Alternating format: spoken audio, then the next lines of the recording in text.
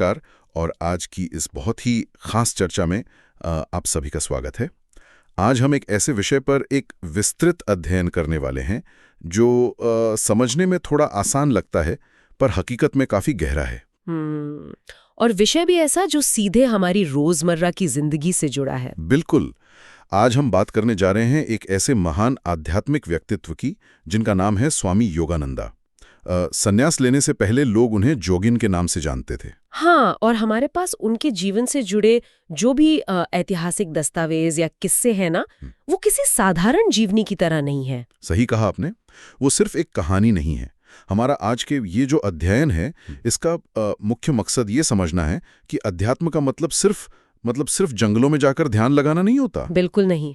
अध्यात्म तो जीवन में सतर्कता, तर्क और समर्पित भाव का एकदम अद्भुत संतुलन है, और स्वामी योगानंदा जी इसका सबसे बड़ा उदाहरण है। तो जो लोग हमें सुन रहे हैं उनके लिए आज काफी कुछ नया निकल कर आने वाला है। चलिए इस कहानी की शुरुआत करते हैं 1861 से। हाँ, जब उनका जन्म हुआ था। बिल्कुल। दक्षिणेश्वर के एक काफी अमीर और कुलीन परिवार में जोगिन का जन्म हुआ था, और उनके बचपन का एक किस्सा बहुत ही अजीब और दिलचस्प है। अरे वो तारों को देखने वाला किस्सा ना? हाँ, वही। जब वो सिर्फ 5 साल के थे तो खेलते खेलते अचानक रुक जाते थे, आसमान के तारों को देखते रहते और खुद से पूछते थे कि मैं यहाँ का नहीं हूँ, मैं किस तरह से आया हूँ। मतलब आप खुद सोचिए कि 5 साल के बच्चे में इस तरह का अस्तित्ववादी संकट कैसे आ सकता है। ये वही बात है ना कि उनकी चेतना जन्म से ही एक अलग स्तर पर थी। वो इस दुनिया की मोह माया से खुद को कभी पूरी तरह जोड़ ही नहीं पाए। पर एक मजेदार विरोधाभास भी तो है इसमें। हाँ, वो श्री रामकृष्ण वाला। मैं समझ रही हूँ आप क्या कहने वाले हैं। हाँ, मतलब जोगिन अक्सर दक्षिणेश्वर मंदिर के उसी बगीचे में घूमते थे जहाँ श्री रामकृष्ण परमहंस रहते थे। उनके दोस्तों ने उन्हें बताया भी था कि वहाँ एक पागल ब्राह्मण रहता है। पर जोगिन इतने अंतर्मुखी थे, इतने संकोची थे कि उन्हें किसी नए इंसान से मिलने में कोई दिलचस्पी ही नहीं थी। और इसी संकोच की वजह से एक दिन बहुत ही मजेदार गलतफहमी हो गई। एक दिन जोगिन उस मंदिर के बगीचे में फूल तोड़ रहे थे। तभी उन्होंने देखा कि एक उम्रदराज व्यक्ति वहां टहल रहा है। जोगिन को लगा कि वो मंदिर का कोई आम माली है, और उन्होंने बिना सोचे समझे उन्हें काम पर लगा दिया। बिल्कुल। उन्होंने उस व्यक्ति से कहा कि थोड़े फूल तोड़ कर दे दो। और हैरानी की बात यह है कि उस व्यक्ति ने भी बड़ी खुशी से फूल तोड़े और जोगिन को दे दिए। जोगिन को जरा भी अंदाजा नहीं था कि वो किससे फूल तुड़वा रहे हैं, जारी हूं या संत हूं, माली नहीं। पर उन्होंने कुछ नहीं कहा। जोगिन को तो इस बात का सच बहुत बाद में पता चला, जब वो करीब 16 या 17 साल के थे। हाँ, जब उन्होंने केशव चंद्र सेन की पत्रिका सुलभ समाचार में पढ़ा। बिल्कुल, जब उन्होंने उस पत्रिका में श्री रामकृष्ण की शिक्षाओं के बारे में पढ़ा, तब उन्हें झटका लगा कि जिसे लोग पागल समझते थे या जिसे उन्होंने खुद माली समझ लिया था, वो तो इस सदी के सबसे महान संतों में से एक है। इसके बाद उन्होंने तय किया कि मुझे उनसे मिलना चाहिए, पर उनका जो संकोची स्वभाव था ना, वो अब भी उन पर हावी था। हाँ, वो सीधे कमरे में नहीं गए थे। वो बाहर बरामदे में खड़े हैं, चुपकर अंदर की बातें सुनने लगे। तभी अंदर से श्री रामकृष्ण ने अपने एक भक्त से कहा कि बाहर जो लोग खड़े हैं उन्हें अंदर बुला लो। और जैसे ही जोगिन अंदर गए और अपना नाम बताया, तो पता चला कि श्री रामकृष्ण तो उनके पिता को पहले से जानते थे। उनके पिता नवीन चंद्र रॉय चौधरी।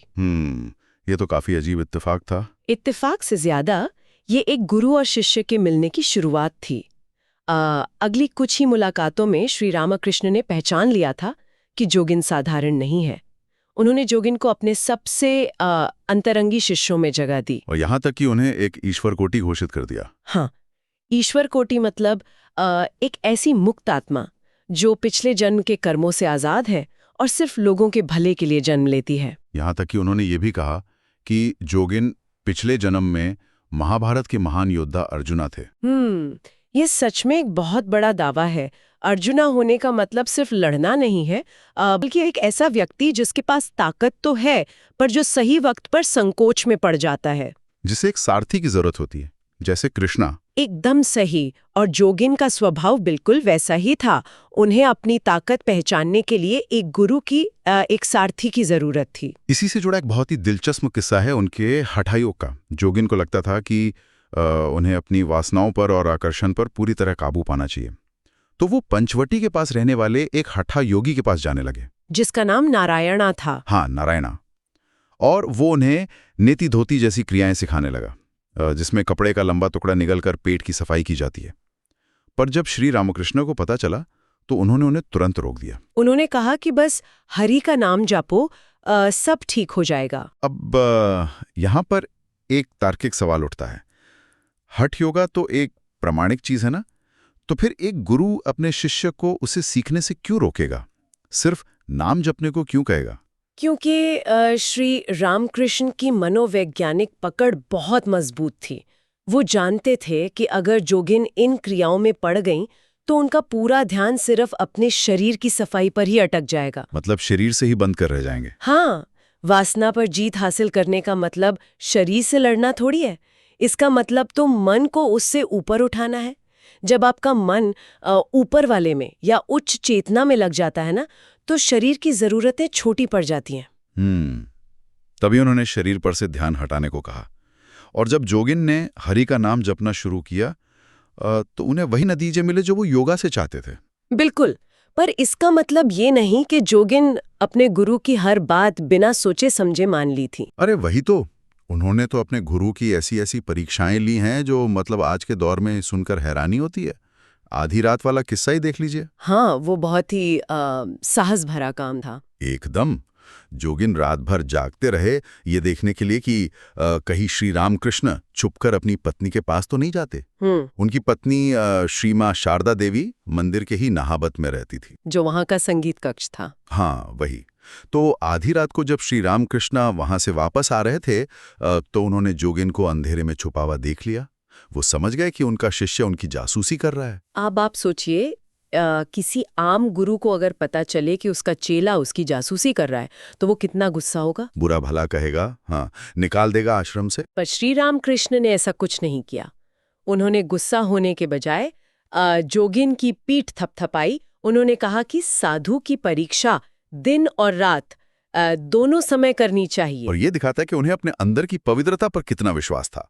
वो जानते थे कि जो विश्वास आंख बंद करके किया जाए वो जल्दी टूट जाता है, और जो तार्किक रूप से परखा गया हो वो हमेशा टिके रहता है। सही बात है। और व्यवहारिकता के तो और भी कई किस्से हैं। एक बार जोगिन बाजार से लोहे की एक कढ़ाई खरीद कर लाए। उन्होंने दुकानदार पर भरोसा कर लिया और कढ़ाई ठीक से चेक नहीं की, और घर आके पता चला कि कढ़ाई तो टूटी हुई है। हाँ, तो इस पर श्री रामकृष्ण ने उन्हें बहुत डांटा। उन्होंने कहा, भक्त हो तो क्या मूर्ख बनोगे? दुकानदार कोई धर्म कमाने के लिए थोड़ी बैठा है। ये बहुत ही प्रैक्टिकल सीख है। ऐसा ही एक तिलचट्टे या कॉकरोच का किस्सा भी है। बताइए, जो लोग सुन रहे हैं उन्हें सुनने में बड़ा मजा आएगा। हाँ, तो श्री रामकृष्ण ने एक बार जोगिन को एक तिलचट्टा मारने को कहा, पर जोगिन को उस पर बड़ा तरस आ गया। उन्होंने सोचा मैं इसे क्यों मारूं, तो उन्होंने उसे बाहर छोड़ दिया। और इस बात पर उन्हें डांट पड़ी थी, बहुत जोर से। देखने में लग सकता है कि गुरु कितना निर्दयी है, पर बात दया या निर्दयता की नहीं थी। बात थी गुरु के निर्देश का पालन करने की। मतलब अगर आज छोटी छोटी बातों में शिष्य अपना दिमाग लगाएगा और निर्देश नहीं मानेगा तो आगे बढ़े आध्यात्मिक मार्ग पर तो वो खुद का ही नुकसान कर बैठेगा। एकदम सही। अगर अभी से मनमानी की तो आगे चलकर तो पतन तय है। अच्छा, इन सब के बीच दो ऐसी घटनाएं आती हैं जो देखने में एक दूसरे के बिल्कुल खिलाफ लगती हैं। एक बार जोगिन नाव में सफर कर रहे थे। वहां एक आदमी श्री रामकृष्ण के बारे में काफी उल्टा सीधा बोल रहा था, और जोगिन चुपचाप सुनते रहे। हाँ, उन्होंने कुछ नहीं कहा। जब रामकृष्ण जी को यह पता चला तो उन्हें बड़ा गुस्सा आया। उन्होंने जोगिन को कायरता के लिए डांटा और कहा कि गुरु की निंदा का कड़ी तरह से विरोध होना चाहिए। पर इसके बिल्कुल उलट भी तो एक घटना हुई थी ना मंदिर में। हाँ, वही मैं आगे आने वाला था।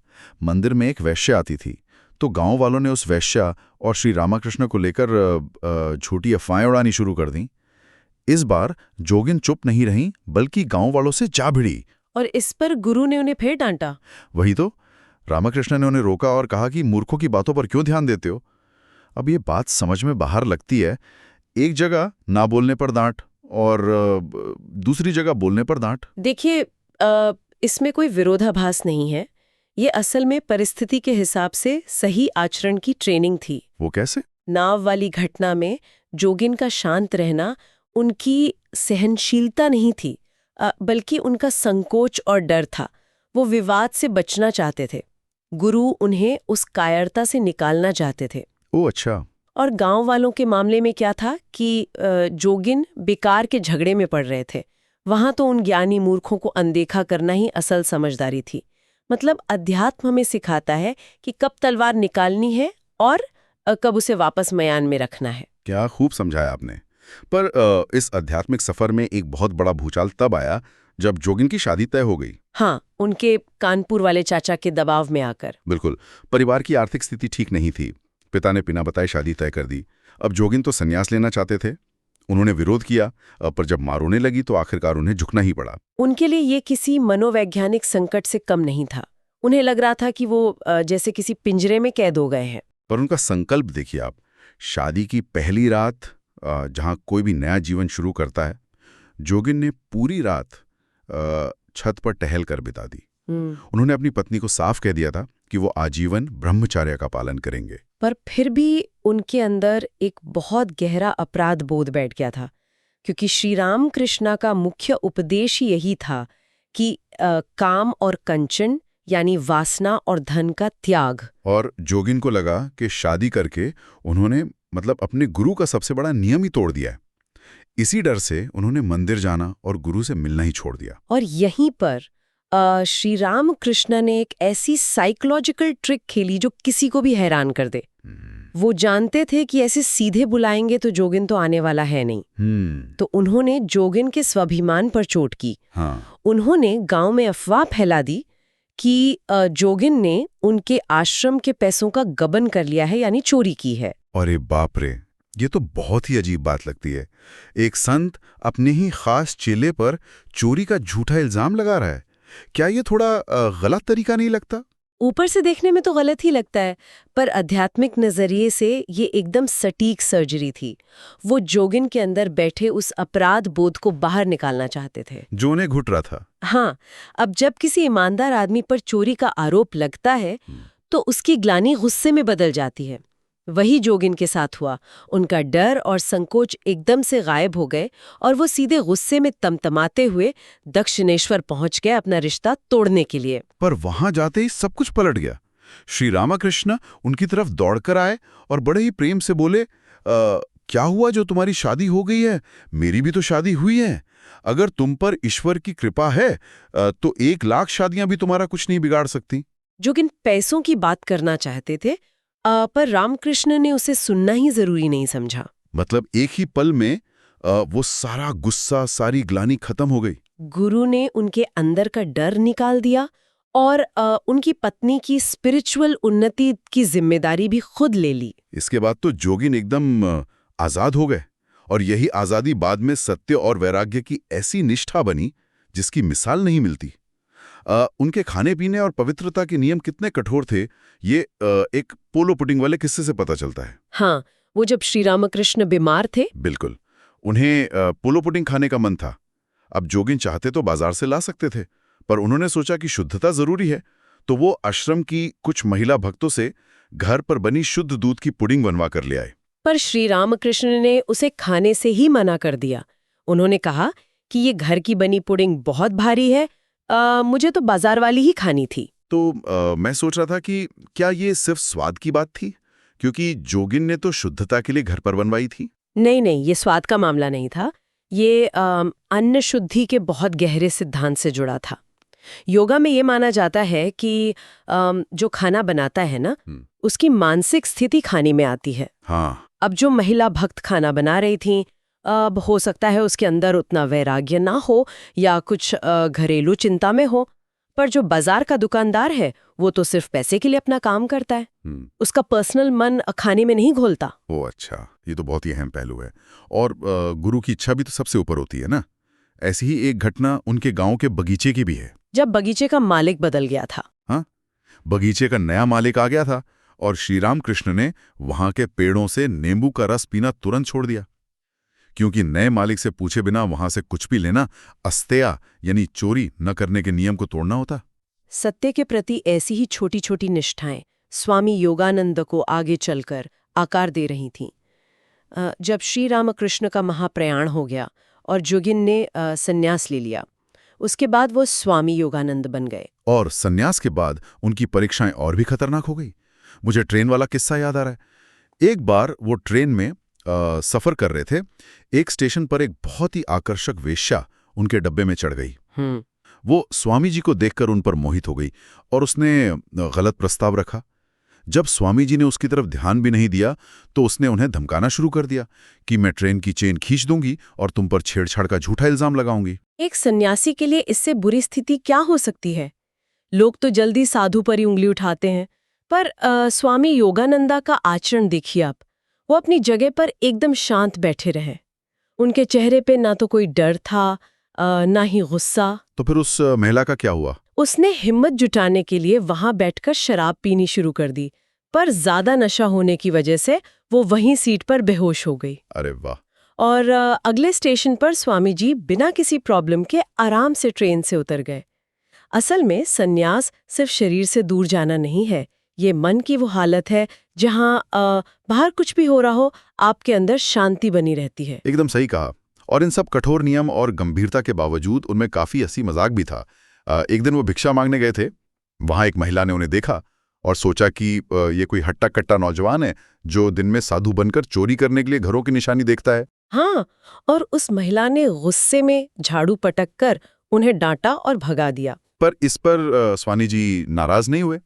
जब वो मठ वापस आए तो उन्होंने उस महिला की ऐसी नकल उतारी कि सब लोग हंस हंस कर पागल हो गए। ये उनके अहंकार से आजाद होने का बहुत प्यारा उदाहरण है।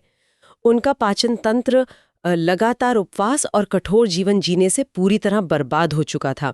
वो हमेशा दर्द में रहते थे, पर उन्होंने अपने दर्द को अपनी जीवनता पर कभी हावी नहीं होने दिया।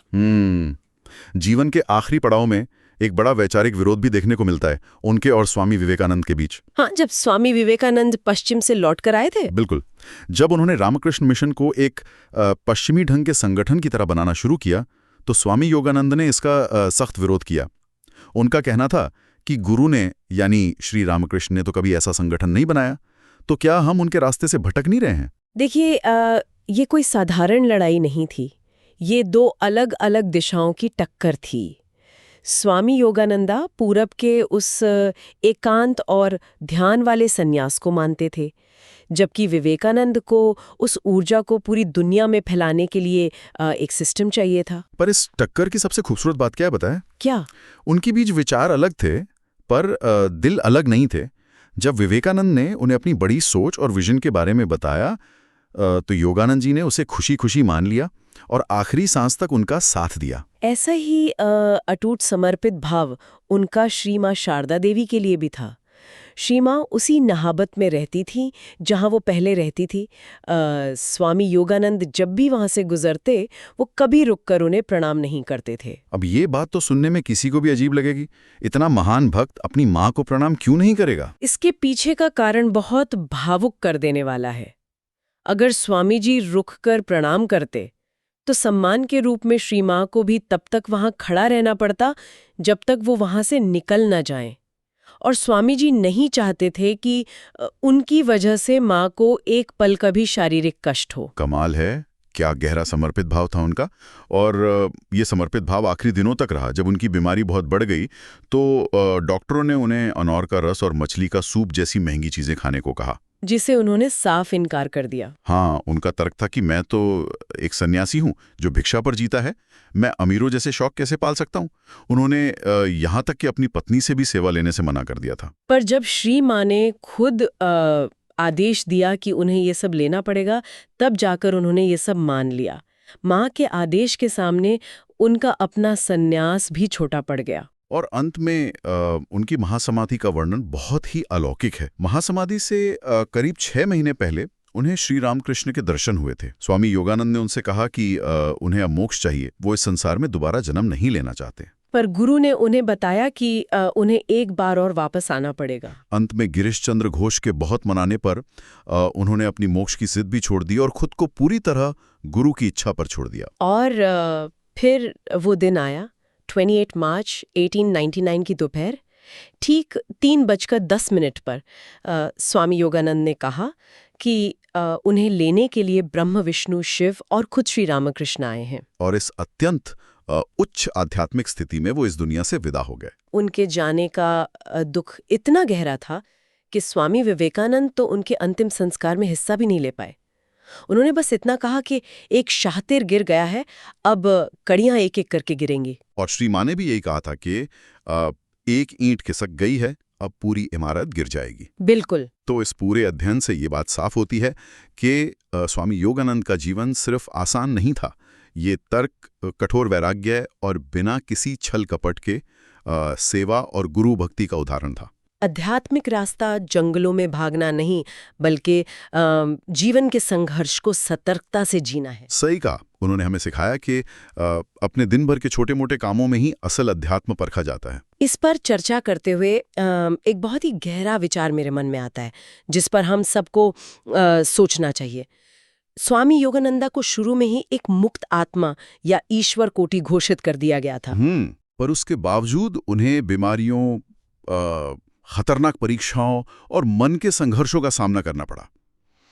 आज के इस दौर में जहां हमारे आसपास इन्फॉर्मेशन है, क्या हम भी भगवान के नाम पर चीजों को बिना सोचे समझे आंख बंद करके तो नहीं मान लेते?